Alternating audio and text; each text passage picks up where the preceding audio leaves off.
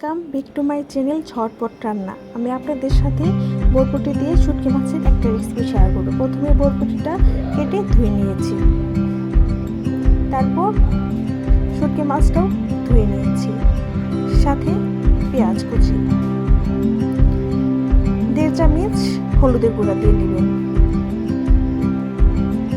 1 চামচ ধনিয়ার গুঁড়া, 2 চামচ মরিচের গুঁড়া, 1 চামচ রসুন বাটা দিয়ে নেবেন, 1 চামচ জিরার গুঁড়া, স্বাদ মতো লবণ, সামান্য পরিমাণে একটু পানি দিয়ে দেবেন, সাথে পেঁয়াজ কুচি দিয়ে রাখবেন। তারপর কড়াইতে তেল দিয়ে পেঁয়াজ দিয়ে যখন পেঁয়াজটা একটু হয়ে আসবে তখন শুটকি সহ মশলাটা ঢেলে দিবেন। শুটকি সহ মশলাটা ভালোভাবে কষিয়ে নেবেন, একটু নাড়াচাড়া করবেন, তারপর ঢেকে দেবেন।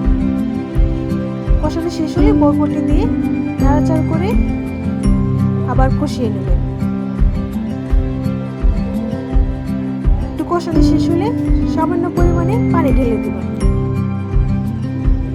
তারপর নাড়াচাড়া করবেন, ঢাকনা খুলে দেবেন। দেখবেন যে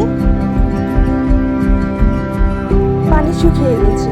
এই তো হয়ে গেছে আমার বরবটি দিয়ে শুটকি মাছের রেসিপি ঝটপট রান্না।